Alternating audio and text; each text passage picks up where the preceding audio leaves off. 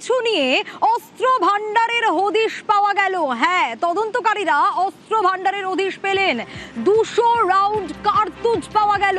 ভাবতে পারেন একবার যে এক মহিলা কিভাবে এই ধরনের একটা চক্রের সঙ্গে জড়িত। নিশ্চয়ই এই প্রশ্নগুলো আপনাদের মনে ঘোরাফেরা করছে, যেখানে 6টি আগ্নেয়াস্ত্র আর 200 রাউন্ড কার্তুজ উদ্ধার হয়েছে উত্তর 24 পরগনার অশোকনগরে। কিন্তু কিভাবে এই ঘটনার সামনে এলো, আরো বিস্তারিত এই বিষয়ে জানাতে পারবে জিয়াউল রয়েছে আমার সঙ্গে। জিয়াউল, এই মহিলার পিছু করতে করতে তদন্তকারীরা কিভাবে এই অস্ত্র ভান্ডারের হদিশ পেলেন? একদম দেখো, গোপন সূত্রে খবর ছিল পুলিশ এবং সিআইডির কাছে, সেই মতো নৈহাটি এলাকা থেকে এক মহিলার পিছু নেয় এবং সেই মহিলা নৈহাটি হয়ে যখন অশোকনগর 8 নম্বর এলাকায় তিনি যখন আসে, সেই সময় দেখা যায় তার ব্যাগে একটা সন্দেহভাজন ব্যাগ রয়েছে এবং ব্যাগ খুলতেই পুলিশের চক্ষু চড়ক গাছ। তার কারণ সেই ব্যাগে রয়েছে 6টি আগ্নেয়াস্ত্র এবং 200 রাউন্ড কার্তুজ এবং সঙ্গে প্রায় 8,000 বেশি টাকা সেখানে রয়েছে।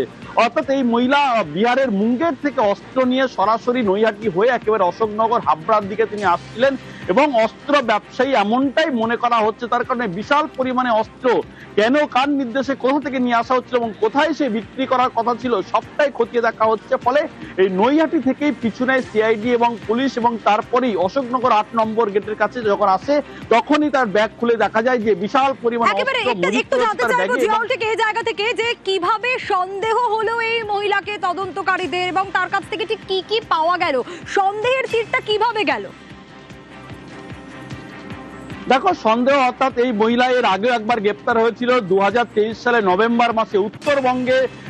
একটি বাসে করে তিনি উত্তরবঙ্গে যাচ্ছিলেন, ঠিক দত্তপুকুর থানা এলাকায় তাকে একবার গ্রেপ্তার করা হয়েছিল।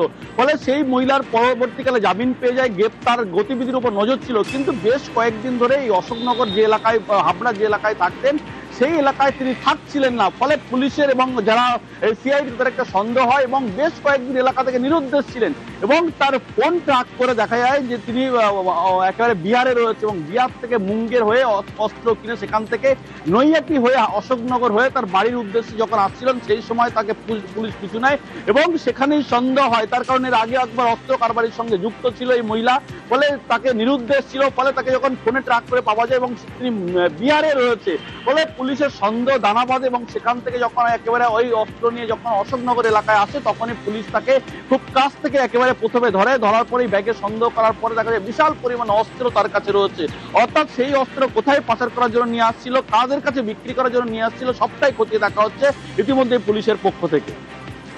ঠিক এই জায়গা থেকে জানতে চাইবো জিয়াউল, তুমি যেমনটা বলছিলে যে এর আগেও গ্রেফতার হয়েছিলেন এই মহিলা, এবং এই মহিলা এই যে অস্ত্রের কারবার, কোথাও গিয়ে তো যা আমরা জানতে পারছি যে কাপড় ব্যবসার আড়ালে এটা চলতো, কিভাবে?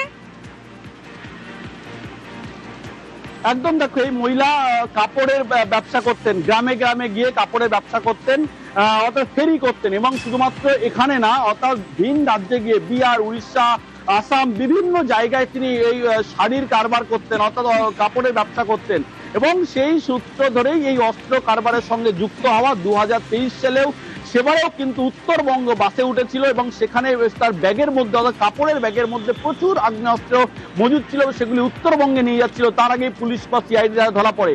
এবারও ঠিক কাপড়ের ব্যবসার আড়ালেই কিন্তু এই অস্ত্র, সেখান থেকে যে কাপড়ের ব্যাগ ছিল, সেই ব্যাগে কিন্তু বেশ কিছু কাপড় ছিল। ফলে মানুষ সন্দেহ হবার কোনো প্রশ্নই ওঠে না। তার মধ্যে সিআইডি এবং পুলিশ তাকে ধরে এবং ধরার পরে দেখা যায় কাপড়ের ভাঁজে রয়েছে প্রায় 6টি আগ্নেয়াস্ত্র, অত্যাধুনিক আগ্নেয়াস্ত্র, যেগুলো মুঙ্গের থেকে, বিহারের মুঙ্গের থেকে নিয়ে আসা হয়েছিল এবং তাতে রয়েছে প্রায় 200 রাউন্ড কার্তুজ এবং 12,000 টাকা। ফলে তার ফোন ট্র্যাকিং করেই কিন্তু এই ধরা পড়ে, এমনটাও কিন্তু সিআইডি এবং পুলিশ সূত্রে খবর। কিন্তু তার পরিবারের যেটা অভিযোগ, ফলে তিনি বারংবার এই ধরনের ব্যবসার সঙ্গে যুক্ত হলেও পরিবার বারণ করেছে। তার স্বামীর সঙ্গে তিনি দীর্ঘদিন একা থাকতেন, এক মেয়ের সঙ্গে থাকতেন, কিন্তু তার মেয়েও বারংবার এই অস্ত্র কারবার বা এই অবৈধ ব্যবসার সঙ্গে যুক্ত না হওয়ার জন্য বলেন, কিন্তু তিনি কারোর কথা শোনেননি। ফলে মুঙ্গের থেকে সেই কাপড়ের ভাঁজে করে নতুন করে অস্ত্র নিয়ে আসা হচ্ছিল এবং সেই অস্ত্র বিক্রি করার একটা প্ল্যানিং ছিল। ফলে হ্যান্ডওভার হওয়ার আগেই কিন্তু একেবারে অশোকনগর 8 নম্বর এলাকায় পুলিশ এবং সিআইডির জালে এই মহিলা বিশ্বাস। আজ থেকে দেখলাম বহুত অস্ত্র, গুলি, রিভলভার সবকিছু পাওয়া গেছে। সারা রাজ্যেই তো এখন এইসব চলছে। পুলিশ খুব ভালো কাজ করেছে। আশা করি পুলিশ সব জায়গায় এইগুলো তদন্ত করুক, আরো অনেক জায়গায় পাড়ায় পাড়ায় এইসব পাবে। মা এর আগেও কি অ্যারেস্ট হয়েছিল?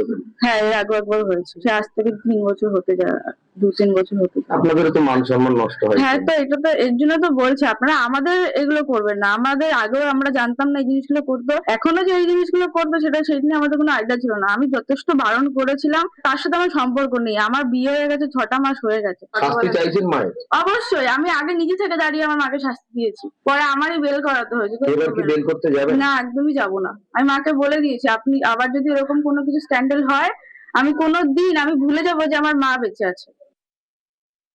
মহিলা কি এখানে স্বামীর সঙ্গে থাকতো? এই যে বাড়ি হচ্ছে যেটা, না, সে তো অনেক বছর আগেই চলে গেছে। এর আগেও অ্যারেস্ট হয়েছে মহিলা? শুনেছি লোকের কাছে, আমরা তো কিছু জানি না। এখানে আসতো না? না না না, যখন ছিল তখন কেমন ছিল? প্রথম যখন ছিল তো ভালোই ছিল, দুটো বাচ্চা ছিল, ভালোই ছিল। এক ছেলে এক মেয়ে? হ্যাঁ। যদি এই কাজ করে থাকেন ওনার সাথে নিশ্চয়ই আরো কেউ জড়িত আছে। উনি তো একা এটা করতে পারেন না।